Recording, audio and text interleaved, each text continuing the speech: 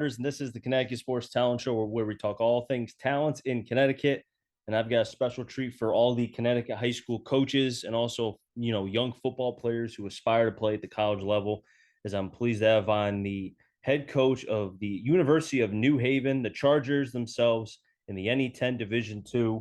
9 years as a head coach, but has been around with the program for many, many years, even before that. Chris Pinsent. Coach, great to have you on the podcast. Well, I appreciate you having me here, and I know there's a lot of Connecticut people out there, and anytime we can talk about our place at the University of New Haven, the better off we'll be. Now, Coach, I want to talk about, because you mentioned how before being named the head coach, you were with the program prior. And I think for a lot of young, both men who want to get to that end goal and also for coaches too, as they kind of go through the ranks. Talk to me about that early on, Coach, because this is going back to now the 90s when you were the wide receivers coach. And don't say it so surprisingly, like, oh my God, the '90s. That was forever ago.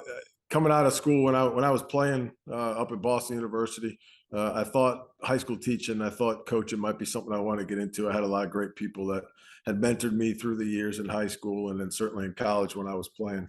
I thought maybe I want to get into it. Became a graduate assistant right away here at the University of New Haven. I was very fortunate. I played for a man by the name of Tony Sperano up at Boston University, where he called plays for us, and then he became the head coach here at New Haven. I came in and was a graduate assistant for him, and it certainly wasn't very glamorous. I lived in the dorms. I didn't make any money. I was a bouncer over at Toad's place at nighttime. While I was coaching the wide receivers, but I learned a lot of football, and really what those 2 years did for us, myself, was to just show me that this is what I want to do probably for the rest of my life. And so I was very, very fortunate to start here. Very lucky after that to move on to a whole bunch of different schools, and then very, very lucky to be here for the last 9 years as the head coach.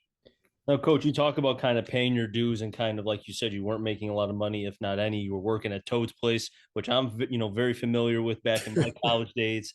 Yeah, Albertus Magnus, which is in New Haven, not too far from UNH. Uh, sure.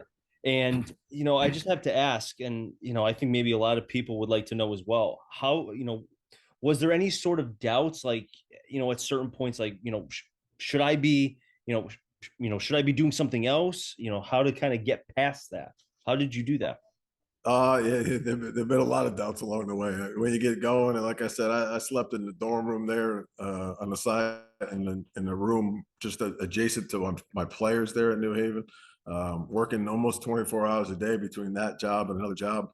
At Toads and a moving company and all those things, trying to figure out this is what you want to do. And I was very, very lucky, only 2 years into it, to be named a full-time head assistant coach at Fairfield University, where I was able to call the plays there for a couple of years.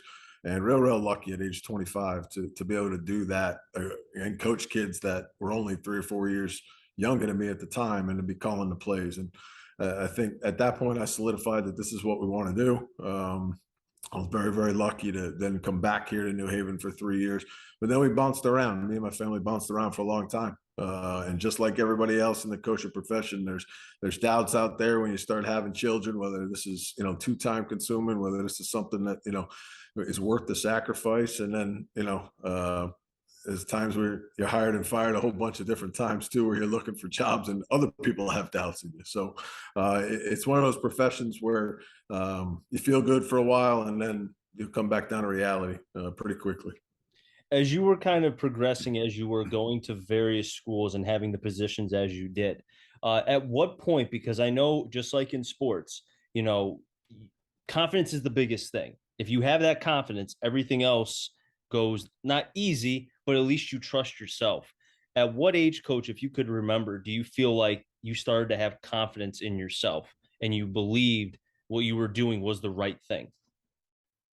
Well, I think if you're like I am, and like most coaches are out there, and most athletes are, you're never happy with where you are. You know that you can do it deep down in there. I think at the end of the day, you have a little bit of success. I won a bunch of games as an assistant early on. I thought this was easy. First year at New Haven, we went to the playoffs, and then we were 7-3. I went to Fairfield, and 2 years into it, we won a championship. I said, "This is great." And then we went 500 about 3 years in a row. And then I went a couple other places where we were 2-8 and we were 2-10. And, you start to doubt a little bit whether you know what you're doing or not. And I think the thing that really, really shows you that you figured it out, or you doing the right things, is when the kids come back, the players come back, and they talk to you and they say, hey, look, we're doing good things, we're doing the right things. When they take some of the blame for some of those losses and say, oh, no, no, you were doing the right things and those things. But ultimately at the end, we're all judged on the wins and the losses. So when you win, you feel like a good coach. When you lose, you feel like a bad coach. And when you go watch the film, a lot of times you actually feel the opposite when you watch it. You feel like a good coach, go watch a film, and you find the 20 things wrong that you did. You lose a football game, you go put it on, and you say, boy, we just missed in 3 or 4 plays, and I'd be a lot different right now. So it's sports in general, one of those things that the ebbs and flows and the highs and lows are almost daily. Now, Coach, you've had the opportunity to be able to coach not just Division II, but also Division I as well. And I know just in my conversations that I've had with both players and coaches who have done both, just like yourself, it's interesting how I get different answers. I never get the same one. So I'm going to ask you this, and it's not a hard question, so don't worry. What is, as far as when they say Division I, Division II, obviously divisions is the difference. But what is it? The talent level? Is it schematics? What is the difference between Division II and Division I, since you have seen it firsthand? Well, to be honest with you, the majority of our kids here at the University of New Haven could go play quote unquote Division I football. Okay. And finding the right fit for a kid is really, really the most important thing. Take the Alabamas and the Ohio States and those guys out of it, because they're a different level of Division I. And those guys are professional athletes, and those guys are professional coaches, and it's got very, very little to do with the whole college part of the whole thing. So that level of Division I's a different world. But when you're talking about the FCSs and the 1AAs like it was when I played, whether it's the CAAs like in New Hampshire and Maine and Villanova that are here, the NECs like the Sacred Hearts and the Central Connecticut's that are close here to our state, the difference really, okay, is finding the right fit for you as a kid. And that's from an academic standpoint. And then from a football standpoint, there are a lot of similarities between that level of Division I AA and us here at Division II. All our kids can play there. As a matter of fact, with all our transfers that we have on our team, there's 35 guys that have played Division I football on our roster, right? And it might have worked for them over there, and this one might be a better fit now for them where they are in their life. But there's not a ton of difference when you get to the 1AA FCS and then here in the Division II world. Take the big boys out. The big boys got nothing to do with us. That's a different breed up there. Yeah, the Alabamas, the Ohio States, just like you said, it's just a different thing. They just are in their own little world, if Nah, it's even little. it's got nothing to do with college athletics. It's got nothing to do with going to classes. It's got nothing to do with the experience of being there. They use it for what they use it for, and that's to get themselves ready for the professional level of sports, and that's fine. But the true student athlete you'll find as you move down into the FCS world and then the Division II world and Division III world, and those kids that have to actually do both, of go to classes and combine the internships and play football and do the meetings and all the stuff that the other guys do, but they also got to go to class, and that's it says a lot for the kids that make it through at our level of sports. I agree with you 100% on that, Coach. 100%. Now, I want to go into, when you were hired as the head coach, because you were at Elon for a couple years, Elon College, Elon University. And then the opportunity came up where UNH needed a head coach. Talk to me about how, when you saw the opening, did you pounce right on it, or was it just, tell me that story?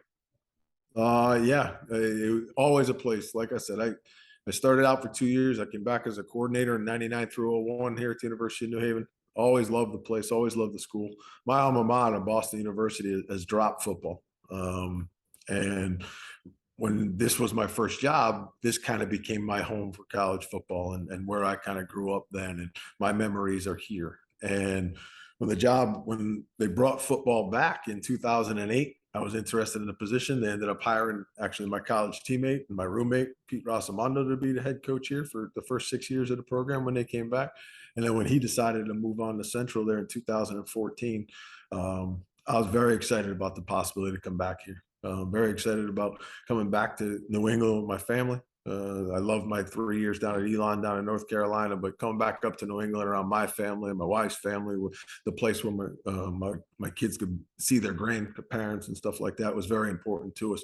The fact that we could do it at New Haven when we started this whole thing was just a cherry on top of it. And we're excited to come back. It was a whole new place in 2014 than when we had left in 2001, and certainly than when we started in 1995. I mean, when I started here in 1995, there were about 700, 800 students total at the school on campus. There's now 3,800 kids that live on campus and 5,500 total undergraduates here on campus and another 1,500 graduates. So this campus and this area is completely different than the one that I started in 27 years ago. And when we bring all our alums back for the last 43 years and they all come back and they see the place, they can't believe what it looks like, and for even guys that were only 12, 15 years ago, what the main campus looks like or what our North Campus looks like now with the changes in the facilities, it doesn't look like the same school. So I was excited to come back here and very, very fortunate that they chose me in February 2014 to come here and be the head coach, because it's been great for me.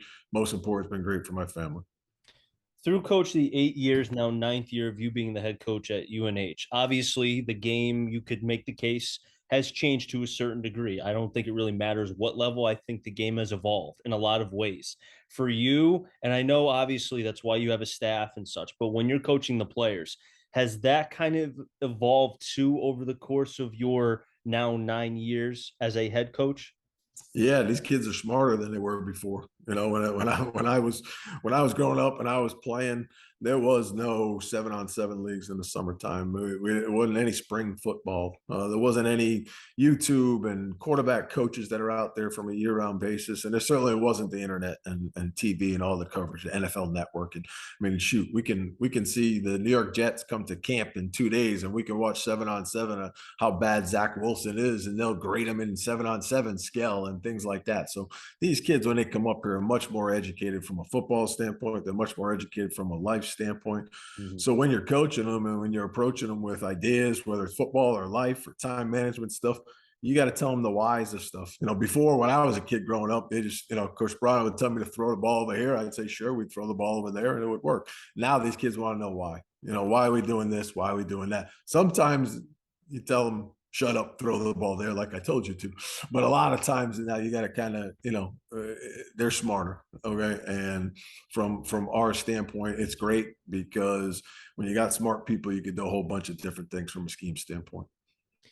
Now, coach, is there any sort of moment through the 8 years as a head coach where you could point to say, this was the moment where the success as it has been for you continuing? Like, and what I mean by that is, coaches, I know certain points in the season where there's a moment where just the light switch goes on and that's when the ball starts to roll.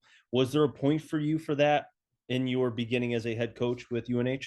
Yeah, in 2014, 2015, 2016, we had successful seasons. We went to the championship game in the league one time. We won a bunch of games. We did all those things. But I was doing it with Coach Rosamondo's staff's recruits and his kids.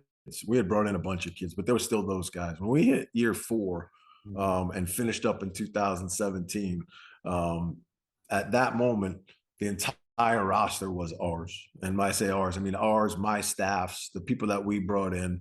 And from 2018, 19, 20, we didn't play. And then 21, obviously, we had a good run there last year.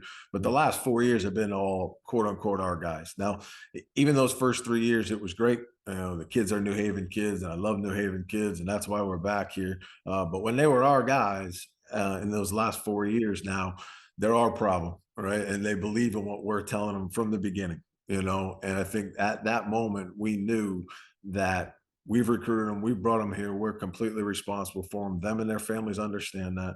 And we've had more success over the last 4 years than we had in the first 4 years. And now there's nothing wrong with our first four. We still won a whole bunch of games.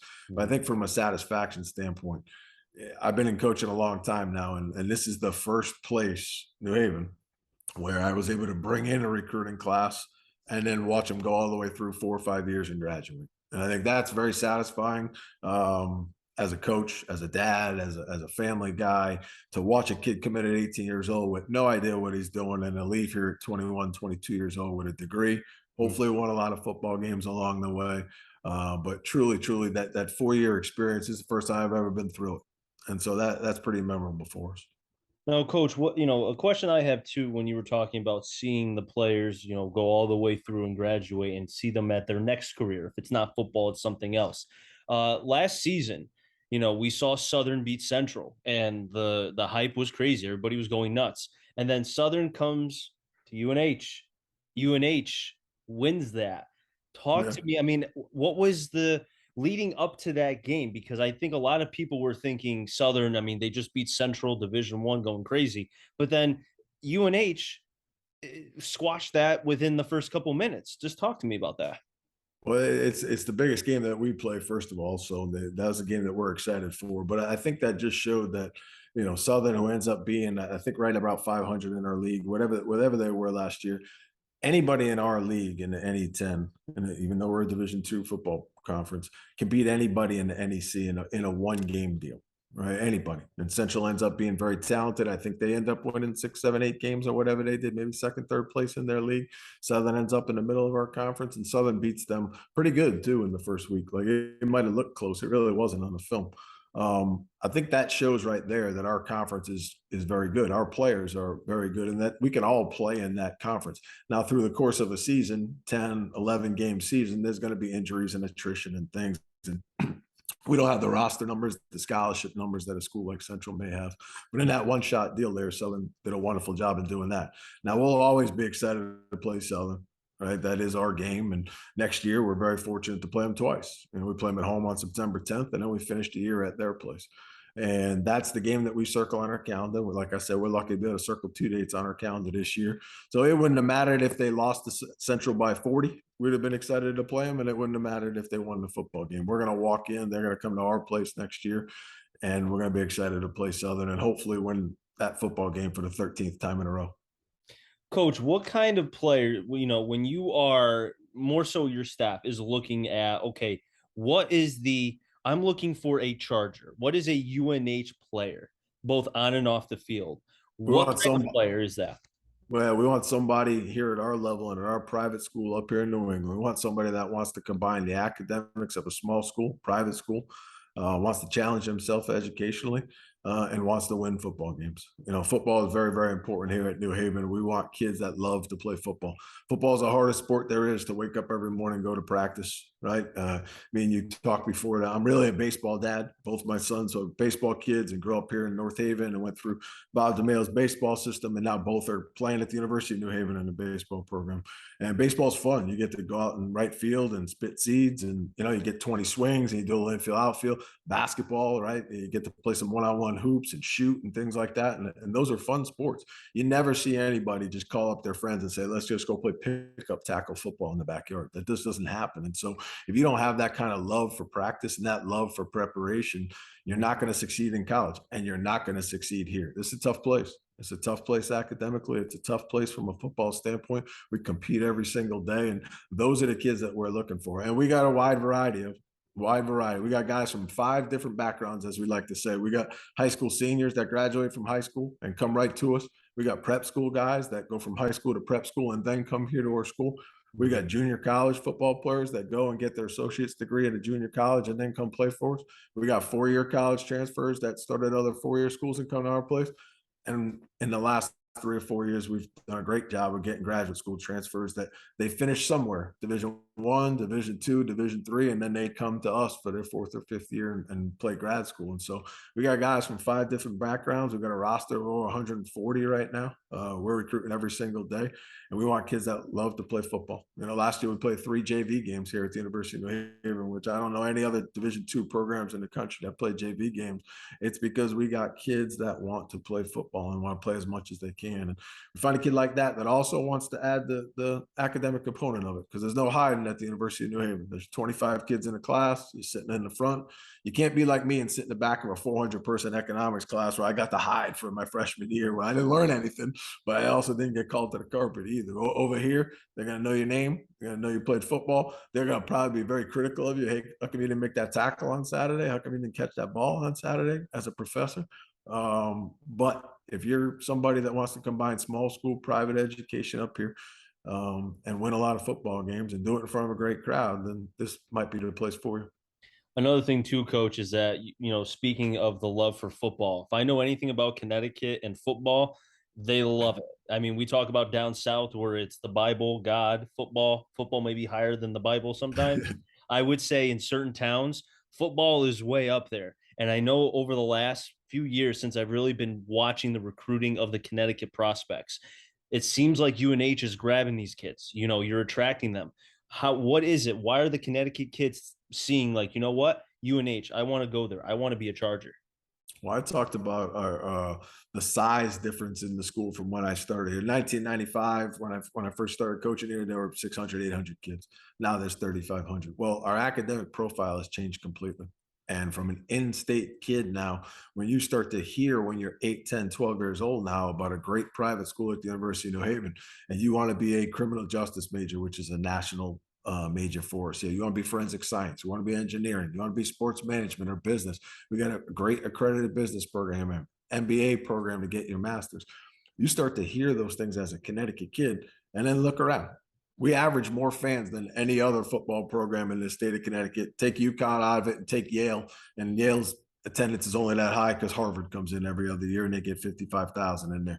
But you want a great game day environment, come watch University of New Haven play football. You want to do it, all right, and do it at a place where you can get that small private school degree in the place that's close to your family.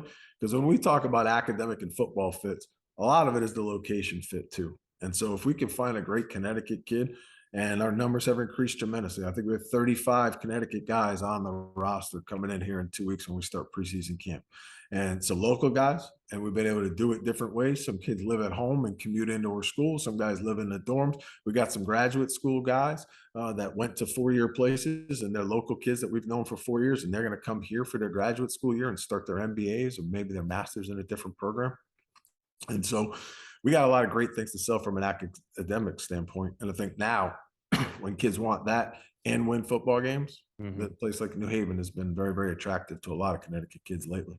And there was one kid in particular, Brady Lafferty, who's from Southington. I've had him on my podcast many times. Very respectful young man, comes from a great family and background. And Southington, when we talk about towns that love their football, Southington loves their football, especially with Coach Drury there. He's just one of those Connecticut kids that I think is great for the UNH program. Well, he's a guy. He was born and bred in New Haven. His mom's a member of the 1987 National Championship Women's Basketball team here at New Haven. And I so, did not know that. and we had Brady in camp for, I think, probably sophomore, junior, and before his senior year. Great kid. Runs a fantastic offense up there at Southington. Coach Drury does a wonderful job with his program. We had Brady on campus, mom and dad. It was a wonderful environment. We're very, very lucky to have him. He redshirted last year for us as a freshman, and hopefully he's in great shape when he rolls in the door here in 2 weeks and we get going on his second season. But Brady's an example of a local kid that maybe 12, 15 years ago would not have come here because maybe the academic reputation of our school wasn't as high as it is now. And maybe the fit wouldn't have been there. But Brady's an example. And we got a lot of other local guys that are examples of, hey, I can go there. They got good situation from an academic standpoint, and hey, I can win more games than anywhere else around. That's a place I want to go. Now, Coach, before I let you go, I know the season starts in 40 days. You mentioned 2 weeks until everybody gets in. Is there any particular, I mean, what's your favorite part? Is there any favorite part leading up to the first game that you like?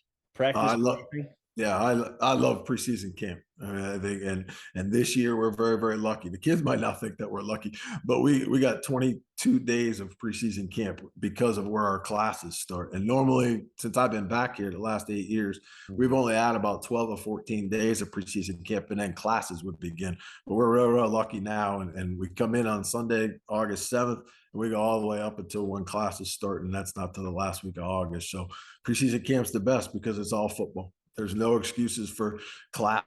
There's no excuses for work. There's no excuses for, hey, I got to go do this with my family or that. We got the kids from 6 a.m. in the morning until midnight at night if we want them. And all we're doing is football. We're meeting, we're walking through, we're practicing, we're in the training room, we're in the weight room. And if you're a coach and you're a kid that loves football, preseason camp should be the thing that gets you excited the most because then it's game week. And once game week comes with classes and those things, you Mhm. don't even get to practice very much anymore. You only get to practice two and change hours a day. And that's, we're kind of running around from class to class and stuff like that. But preseason camp, when it's 100% all football, Mhm. that's the best time. Coach, do you have a message for any high school players that aspire to play in college, and also for the high school coaches who really do a lot for these kids, especially with all the circumstances with COVID just a few years ago and just everything else that comes with it? You know what? I mentioned it a couple of times when we were talking about recruiting and trying to get our roster big and those things is find the best fit for yourself, right? And that is from an academic standpoint first and foremost. Does the school that you're looking for, the one that you're looking at, does it have the major that you want? Is it going to be the classroom setting that you want? Is it going to be the type of interaction with the professor that's going to get you the internship that's going to get you the job beyond? And then football wise, is it a fit for you? Do you play a position that they need? What is game day like over there? Are they just recruiting you because you're a number, or are they recruiting you like all the time where they're saying, hey, you'd be a great fit here? Find the great spot for yourself from a location standpoint. At the end of the day, eh, some people will say, hey, I don't care if I go to school anywhere near home. I'm going to go wherever it's the best football place, or I'm going to go wherever it's the best baseball place. And then ultimately, after 1 or 2 months, they look around and they haven't seen their family in forever. Family can't come watch them play. They can't get home. Mhm. Find a fit from a location standpoint as well. And lastly, don't just pick a place because it's quote unquote Division 1 or Division 2 or Division 3. Find a place that's a fit for you, where if you took the football, the basketball, the baseball part out, that would be a great place that you wanted to go to school. And I think if kids choose schools for in that way, I think we'll have less transfers. I think we'll have less kids go and be disappointed with the outcome of their 4 years there. If Mhm. high school coaches could help them with that, I can't tell you how many times. And again, I'm a Division 2 guy, so I got a little chip on my shoulder here. But when I look in the Twitter world, I look in the social media world, and kids are excited or blessed to go to this place because it's quote unquote Division 1.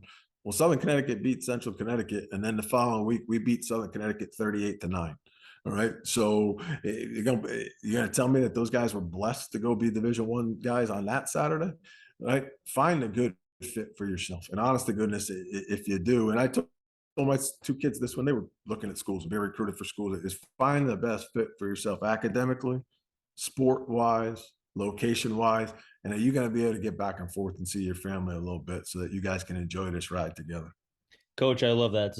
I think I just thought of the meme where Obama drops the mic. You just dropped I the dropped the mic. Obama's a lot smarter than me, so they show that. But coach, we've just about run out of time. I really do appreciate you coming on, especially with your busy schedule. Best of luck as far as this upcoming season, and hopefully I can have you back on at the end of the season if you have time. Absolutely. Anytime at all during the season, after the season, whatever you'd like. And Mhm. I invite everybody, kids, coaches, everybody to come watch any one of our 5 home football games this year. In particular, on Saturday, September 10th, we host Southern Connecticut State University there at our place at 1 o'clock on the blue turf, Delacameron Stadium. We'll be in front of about 5,000 people and 300 band members. We honor the 1997 team, the 25-year anniversary of the University of New Haven team playing for a national championship in 1997. So we'll have all those guys back here. Should be a great environment. And like I said before, hopefully it'll be the 13th time in a row that we beat Southern.